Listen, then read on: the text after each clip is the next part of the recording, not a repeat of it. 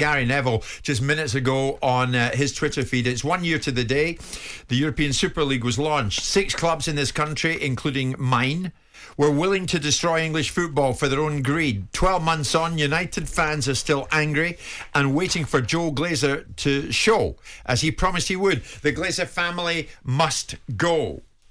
So between about 2,000 and 3,000 fans, Simon, took part in a protest against the owners at the weekend. We were assured this was the start of what would be a relentless and consistent stream of protests. So Ten Hag, as he prepares to walk into Old Trafford, Simon, how easily or otherwise solvable are the problems now encompassing this club on and off the pitch? I mean, start winning games. Do the problems on the pitch go hand in hand with the problems off the pitch? And the problems off the pitch, amongst others, probably the main one is the presence of the Glazers. The presence of a poor football team with players that are not earning the right to play for Man United anymore is part and parcel of it. The lack of direction, the lack of quality of personnel supporting the infrastructure of a football team that needs to be far better than it currently is a bigger part of it. Graham Souness's observation in the Sunday Times absolutely spot on, in sort of hand in hand with my observations last week. Erik Ten Hag, whoever it is walking into a situation where he's got a handful of problems and it's going to take him a long time to get them right. And if you think they're going to do it with people like Darren Fletcher and Murtagh behind the scenes and the current makeup of the boardroom, that poor sod's going to have a very difficult time. He's walking into a torrid environment. The Glazers are part of the problem. Of course they're part of the problem because they don't communicate properly. The fans' expectations and demands of what they expect from their football club. I understand they're Man United, and I'm the first person to turn around and suggest that there's a uniqueness about Man United. And I know what they did in 1992 or whenever it was and saw off the attentions of Sky. The world has changed. It's a different dynamic now. The Glazers own a football club. You want someone to come along and write a £5 billion cheque to take over the ownership, then we can start talking. Gary, get on with running Salford. Your club doesn't observe most of the rules. Your club is part and parcel of challenges outside of the Premier League that could be argued are not good for football as well. Stop virtue signalling to the fans. But Gary's voice is relevant though, Simon. Come on. No, it's relevant so far. Manchester United has been a massive part of his life. It's nonsense what he's talking about. It's nonsense what he's talking about. He's virtue signalling to the fans about his vantage point of how United needs to be changed. If he's got a solution, if he's got a buyer that's going to come in, does he want the Glazers to give it away? Because they're not going to. In the real world where we have to live, not in the idealistic world. I'm sorry, if I was the Glazers, and this is going to enrage Man United fans, I'd change the rules and say you can't come in after 15 minutes. Go on in, demonstrate outside. You want to have a fight, we'll have a fight. You want to be clever at our expense, we're going to produce a winning side somewhere along the line. That's our job. We're going to get a manager in here, we're going to change the direction, and we're going to start making sure this club performs on the pitch. That would be my focus. I'd communicate better. So you wouldn't let United fans, if you were one of the Glazers, you wouldn't let United fans in? I look at it now and I watch some of those 15 minutes. Well, I think this demonstration of coming in after 17 minutes to create disruption, to create disharmony, they're crap, Man United. The only reason they won that game on Saturday was because Norwich handed it to them. Their goalkeeper froze in the third goal and they give them the first one. Otherwise, Norwich start winning these games. And you look at United and say, what a bunch of players. Look at Pogba. People saying, oh, we shouldn't boo him when he comes off. He reaps what he sows. He's earned what he's got. He's got that relationship and reaction from the fans because of his performances over 4 or 5 years. A lot of these players at United, and they're beginning to start to unwind it. Matic out of contract, start getting rid of them.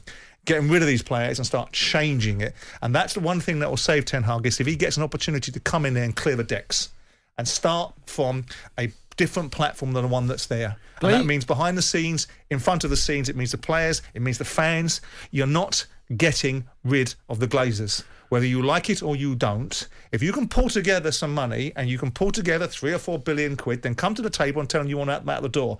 Other than that, your background noise. So protests like this are useless. They'll achieve nothing. Well, of course they're not going to achieve anything. This is about money. Now, they think, and if they want to think that, they're entitled to do as they want. Is it constructive? Does it produce a team? Has there anything changed? A year ago, Man United, Man City, and all of these clubs did not nearly destroy football. What they tried to do was evolve football in the wrong fashion. UEFA are trying to do the exact same thing. We'll have a Champions League with more teams in it with coefficients. We'll get rid of meritocracy and we'll let people come in. What they tried to do was countermand the influx of money from people like Man City and PSG and now Newcastle because it's off the charts and they need more revenue to meet the players' expectations. They did it the wrong way, but Gary keeps talking about this as if it was something that was not an inevitability and it's something that won't come again. It will come again, it was just in the wrong guise. It might be Easter Monday morning, but I want to hear from United fans on this. Simon's saying if he was one of the Glazers and they made a joint decision at the top of the house at this time in the face of these relentless and consistent protests, you would not, correct me if I'm wrong, Simon, let fans in after 15 minutes. I wouldn't allow them to create disruption. If they want to disrupt the game, and they want to disrupt their football club, do it outside the stadium. If You don't the get to Glazers- rock in at 17 minutes and suddenly make a big production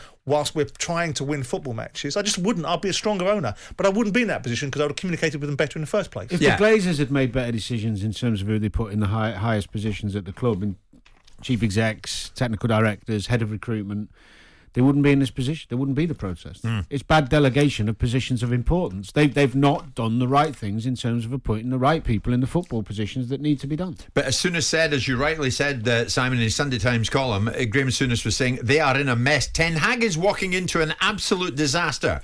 On the pitch, it's been a car crash of a club in the decade since Fergie left. So what about off the field? Sure, relentless and consistent protests. Simon's saying, forget that. None of that will work. On the pitch, Pogba was booed and jeered by the home support. Now, Ranić says individuals shouldn't be targeted, but should they? Was it pretty much in line for the performance that he's shown that Pogba would get the kind of treatment that he got? We'll talk about that next. Jim White and Simon Jordan.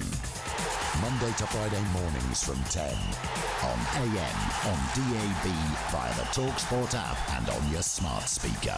talkSPORT.